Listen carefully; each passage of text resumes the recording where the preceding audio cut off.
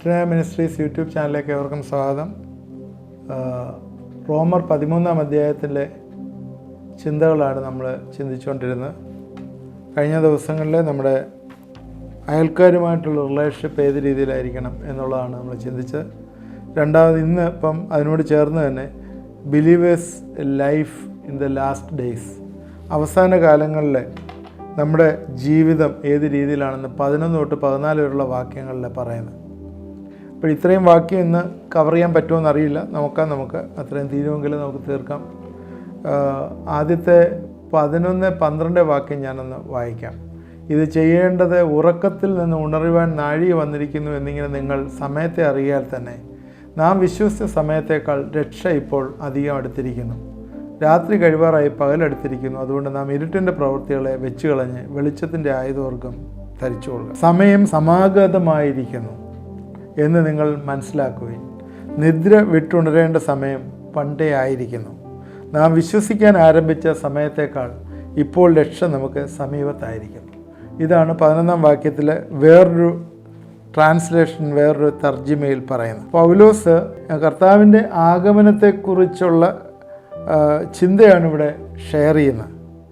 ആദിമസഭ ഏത് സമയത്തും കർത്താവ് മടങ്ങി വരും എന്ന് വിചാരിച്ചിരുന്നു. അതായത് നാം അതിന് ഒരുങ്ങിയിരിക്കേണ്ട ആവശ്യത്തെക്കുറിച്ചും പറയുന്നുണ്ട്. അതുകൊണ്ടാണ് ഉറക്കത്തിൽ നിന്ന് ഉണരുവാൻ ഉള്ള നാഴിക വന്നിരിക്കുന്നു എന്ന് പറയുന്നു. നമ്മൾ സുബോധത്തിലും ഭയത്തോടും ഭക്തിയോടും ജീവിക്കുക. ഈ രാത്രിയിൽ നമ്മൾ സാധാരണ യൂസ് ചെയ്യുന്ന നൈറ്റ് ഡ്രസ്സാണ്. ഇത് വിദേശ രാജ്യങ്ങളിലൊക്കെ, നമുക്കിപ്പോൾ അങ്ങനെ ഇന്ത്യയിൽ അത് യൂസ് ചെയ്യുന്നെങ്കിലും വിദേശ രാജ്യങ്ങളിലൊക്കെ പുറത്ത് നൈറ്റ് ഡ്രസ്സ് ഇട്ടുകൊണ്ട് പോകാറില്ല, അത് മാറ്റി വയ്ക്കും. അതുകൊണ്ട് ഉണരേണ്ട സമയമായി നമ്മൾ ഉണർന്ന് ഇരിക്കണം. ആത്മീയമായിട്ടുള്ള ഒരു ഉറക്കം മാറ്റിയിട്ട്, ആത്മീയമായിട്ടുള്ള മടിയെല്ലാം മാറ്റിയിട്ട് നമ്മൾ ഉണരണം എന്നുള്ളതാണ് പറയുന്നത്. സമസ്വഭാവമായിട്ടുള്ള സഹോദരങ്ങൾ ഈ സമയങ്ങളിൽ ഒന്നിച്ചുകൂടി പ്രാർത്ഥിക്കേണ്ടതായിട്ട് ഏറ്റവും ആവശ്യമായിരിക്കുന്നു. കാരണം ഇത് അന്ത്യകാലമാണ് എന്നുള്ളത്. മത്തായിയുടെ സുവിശേഷം 16-ാം അധ്യായത്തിൻ്റെ 1 മുതൽ 3 വരെയുള്ള വാക്യങ്ങളിൽ പരീശന്മാരും സദൂക്യരും യേശുവിൻ്റെ അടുത്ത് വന്നിട്ട് ആകാശത്ത് നിന്നൊരു അടയാളം കാണിച്ചു തരണമെന്ന് പരീക്ഷിച്ച് ചോദിച്ചു. അവരോട് അവൻ ഉത്തരം പറഞ്ഞത്, സന്ധ്യാസമയത്തെ ആകാശം ചുവന്ന് കണ്ടാൽ നല്ല തെളിവാകും എന്നും രാവിലെ ആകാശം മൂടി വന്നാൽ ഇന്ന് മഴക്കോളുണ്ടാകുമെന്ന് നിങ്ങൾ പറയുന്നു. ആകാശത്തിൻ്റെ ഭാവം വിവേചിപ്പാൻ നിങ്ങൾക്കറിയുന്നു, എന്നാൽ കാലലക്ഷണങ്ങളെ വിവേചിപ്പാൻ നിങ്ങൾക്ക് കഴിയില്ലയോ?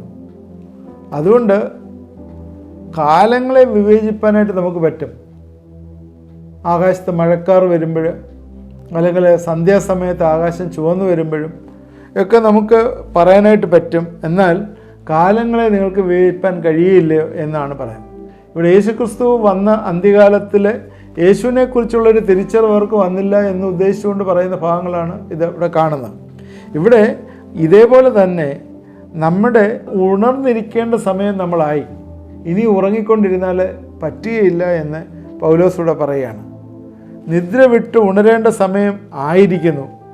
നാം വിശ്വസിച്ച സമയത്തേക്കാൾ രക്ഷ അടുത്തിരിക്കുന്നു. കർത്താവിൻ്റെ പുനരാഗമനം എപ്പോഴും വേണമെങ്കിലും ആകാം. അതിനായിട്ട് നമ്മൾ ഉണർവോട് കാത്തിരിക്കാനുള്ളൊരു ആഹ്വാനമാണ് ഇവിടെ പറയുന്നത്. ഇത് രാത്രി കഴിവാറായി പകലടുത്തിരിക്കുന്നു. അതുകൊണ്ട് നാം ഇരുട്ടിൻ്റെ പ്രവൃത്തികളെ വെച്ച് കഴിഞ്ഞ് വെളിച്ചത്തിൻ്റെ ആയുധവർഗം ധരിച്ചുകൊള്ളുക. നമുക്കറിയാം, ഇരുട്ടിലാണ് പല കാര്യങ്ങളും സംഭവിക്കുന്നത്. ഇരുട്ടിൽ മത്തായി 13 ശത്രു കൊണ്ടുവന്ന് കള വിതയ്ക്കുന്നത് മനുഷ്യന് ഉറങ്ങുമ്പോഴാണ്. ഉപദേശവും വരുന്നത് മനുഷ്യന് ഉറങ്ങുമ്പോഴാണ്. അതുകൊണ്ട് അവൻ ഉണർന്നിരിക്കണം. ഉണർന്നിരിക്കുക എന്ന് പറഞ്ഞാൽ ഹി ഷുഡ് ബി ആക്റ്റീവ്. ദൈവത്തിൻ്റെ വചനത്തിൽ അവൻ ആക്റ്റീവായിരിക്കണം, ഉറങ്ങരുത്. ഉറങ്ങുമ്പോഴാണ് ശത്രു കൊണ്ടുവന്ന് കള വിതയ്ക്കുന്നത്. മത്തായിയുടെ സുവിശേഷം 25 10 കന്യകമാരെ കുറിച്ചുള്ള കാര്യങ്ങൾ പറയുന്നുണ്ടല്ലോ. അതിൽ യഹൂദനെ ഉദ്ദേശിച്ചാണ് പറയുന്നതെങ്കിലും 5 പേർ ഉറങ്ങിപ്പോയി. അതുകൊണ്ട് എന്ത് പറ്റി? അവർക്ക് മണവാളിനെ എതിരേൽക്കാനായിട്ട് സാധ്യമായില്ല. ലൂക്കോസിൻ്റെ സുവിശേഷം 21 34 മുതൽ ഉള്ള വാക്യങ്ങളിൽ ഏറ്റവും പ്രധാനപ്പെട്ട ഒരു വാക്യമാണ്, നിങ്ങളുടെ ഹൃദയം അതിഭക്ഷണത്താലും മദ്യപാനത്താലും ഉപജീവന ചിന്തകളാലും ഭാരപ്പെട്ടിട്ട് ആ ദിവസം നിങ്ങൾക്ക് പെട്ടെന്ന് കെണി പോലെ വരാതിരിപ്പാൻ സൂക്ഷിച്ചുകൊള്ളി. അത് സർവ്വഭൂതത്തിലും വസിക്കുന്ന ഏവർക്കും തന്നെ. ആകയാൽ ഈ സംഭവിക്കാനുള്ള എല്ലാറ്റിലും ഒഴിഞ്ഞു പോകുവാനും മനുഷ്യൻ്റെ പുത്രൻ്റെ മുമ്പിൽ നിൽപ്പാനും നിങ്ങൾ പ്രാപ്തരാകേണ്ടതിന് സദാകാലവും ഉണർന്നും പ്രാർത്ഥിച്ചും കൊണ്ടിരിപ്പീൻ. ഇവിടെ അത് തന്നെ പറയുന്നത്, ഉണർന്നിരിക്കുക, പ്രാർത്ഥിക്കുക. നിങ്ങളുടെ ഹൃദയം അതിഭക്ഷണത്താലും മദ്യപാനത്താലും ഉപജീവന ചിന്തകളാലും ഭാരപ്പെട്ടു. ഇന്ന് മിക്കവാറും ഒക്കെ ഉള്ള ഒരു ലൈഫ് സ്റ്റൈലാണല്ലോ ഇതെല്ലാം. ഭക്ഷണം എന്ന് പറയുമ്പോൾ പ്രത്യേകിച്ച് ഓർമ്മ വരുന്നത് സ്വിഗ്ഗിയാണ്. മദ്യപാനവും അതുപോലെ തന്നെയാണ്, ക്ലബ് ആക്ടിവിറ്റീസ്. ഇനി ഇത് രണ്ടിനും വേണ്ടി രാവിലെ തൊട്ട് രാത്രിയിലും എക്സ്ട്രീം വർക്ക് ചെയ്യുന്ന ഒരു കമ്മ്യൂണിറ്റി, ഉപജീവന ചിന്തകൾ. ഇങ്ങനെ ഭാരപ്പെട്ട് നമ്മുടെ ജീവിതം നശിപ്പിച്ച് കളയരുതേ എന്നാണ് പറയുന്നത്. രാത്രി വളരെ മുന്നേറി എന്ന് പറഞ്ഞാൽ അത് കഴിയാണ്. പ്രഭാത നക്ഷത്രം യേശുക്രിസ്തുവിൻ്റെ രണ്ടാം വരവിനെ കുറിച്ച് പറയുന്നത്. ഈ കാലഘട്ടം ഇരുൾ നിറഞ്ഞതാണ്, അതാണ് രാത്രി എന്ന് പറയുന്നത്. ഈ രാത്രിക്ക് പുറകിൽ ഒരു പ്രഭാത നക്ഷത്രമായിട്ട് യേശുക്രിസ്തു വരും.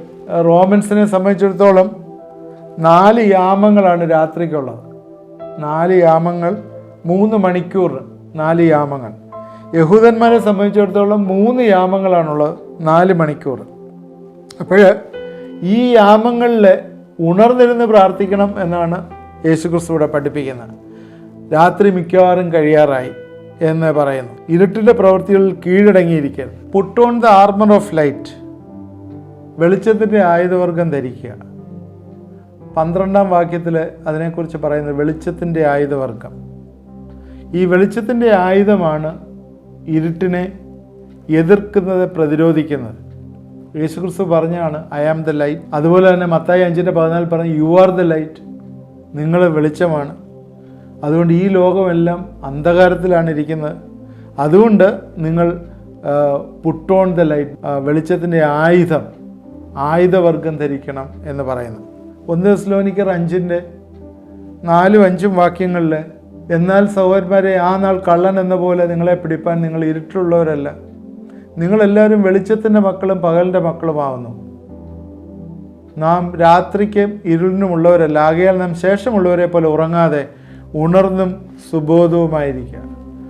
നിങ്ങൾ വെളിച്ചത്തിൻ്റെ മക്കളാണ്, പകലിൻ്റെ മക്കളാണ്. അതുകൊണ്ട് എന്താണ് നിങ്ങൾ ചെയ്യേണ്ടത്? കർത്താവിനെ ധരിക്കണം, അവൻ വെളിച്ചമാണ്.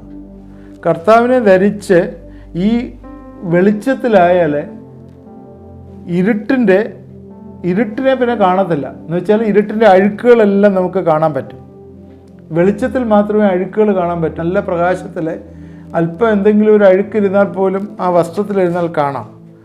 അതുകൊണ്ട് ക്രിസ്തു എന്ന വസ്ത്രം, ഗലാത്യർ 3:27, ക്രിസ്തുവിനെ ധരിക്കുക, ക്രിസ്തു എന്ന വസ്ത്രം ധരിക്കുക. 1 തെസ്സലോനിക്കർ 5:8 പറയുന്നുണ്ട്, സ്നേഹമെന്ന കവചം, വിശ്വാസം, സ്നേഹം. നാം പകലിനുള്ളവരാകിയാൽ വിശ്വാസവും സ്നേഹം എന്ന കവചവും ശിരസ്ത്രമായ രക്ഷയുടെ പ്രത്യാശയും ധരിച്ചുകൊണ്ട് സുബോധമായിരിക്കുക. ഇവിടെ പറയുന്നത് ഫെയ്ത്ത്, ലവ്, വിശ്വാസവും സ്നേഹവും ധരിക്കണം. ഇതേ കാര്യം കൊലോസ്യർ 3:14 പറയുന്നുണ്ട്. അതുകൊണ്ട് നമ്മുടെ വ്യക്തിത്വം ഡെവലപ്പ് ചെയ്യുന്നത് എങ്ങനെയാണെന്ന് ചോദിച്ചാൽ കർത്താവിനെ ധരിക്കുന്നതിൽ കൂടിയാണ്. അങ്ങനെയുള്ളൊരു ചിന്ത നമ്മൾ വരുമ്പോഴാണ്. യേശുവിൻ്റെ അരികിൽ സാത്താനെ പരീക്ഷിക്കാനായിട്ട് വന്നറിയാം.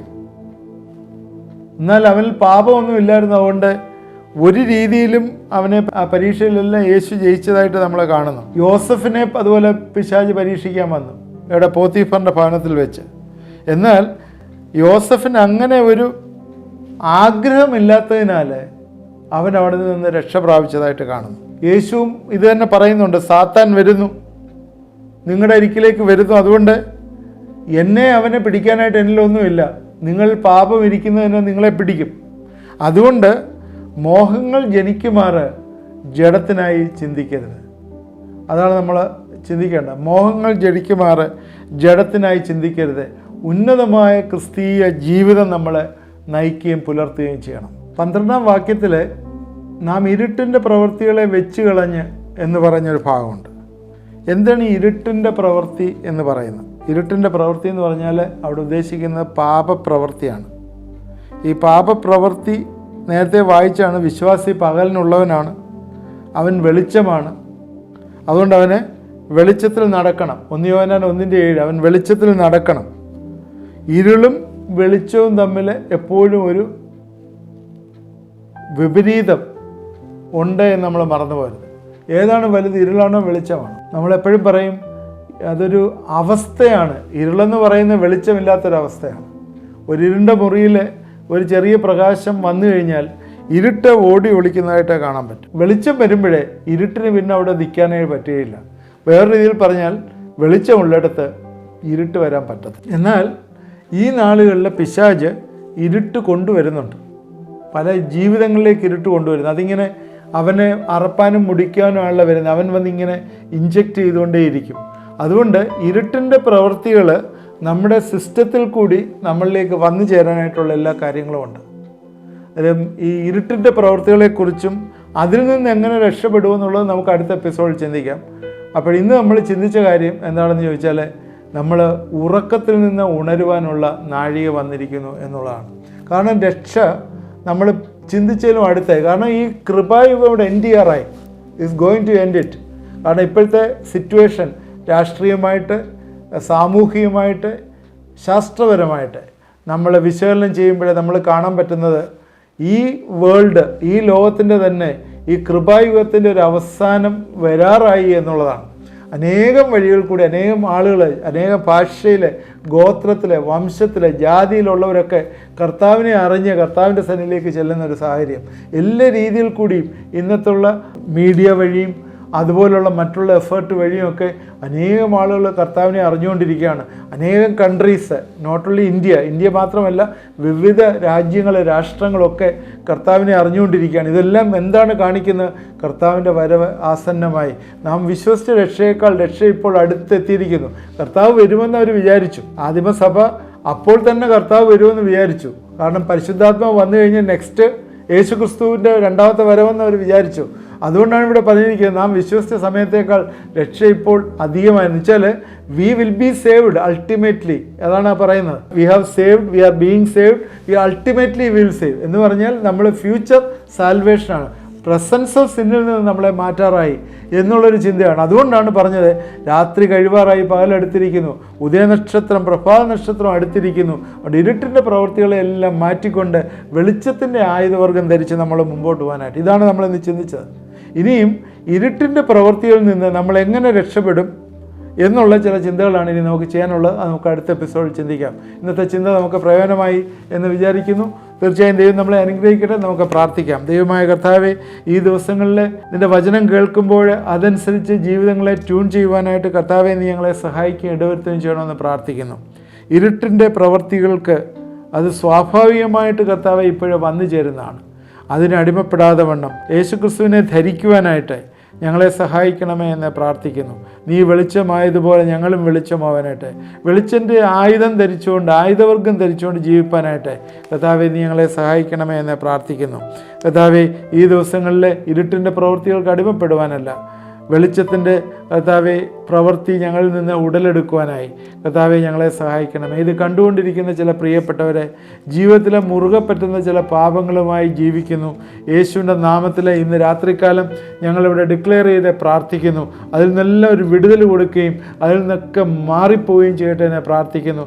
ചില രീതിയിലുള്ള മദ്യപാനങ്ങൾ, അതുപോലെ ചില കൂട്ടുകെട്ടുകൾ, അതുമായിട്ട് ബന്ധപ്പെട്ട ചില അഡിക്ഷൻസ് യേശുവിൻ്റെ നാമത്തിൽ കർത്താവെ ഇന്ന് മാറിപ്പോട്ടെ എന്ന് പ്രാർത്ഥിക്കുന്നു. നിങ്ങൾ എന്നോട് ചേർന്ന് പ്രാർത്ഥിക്കുമോ?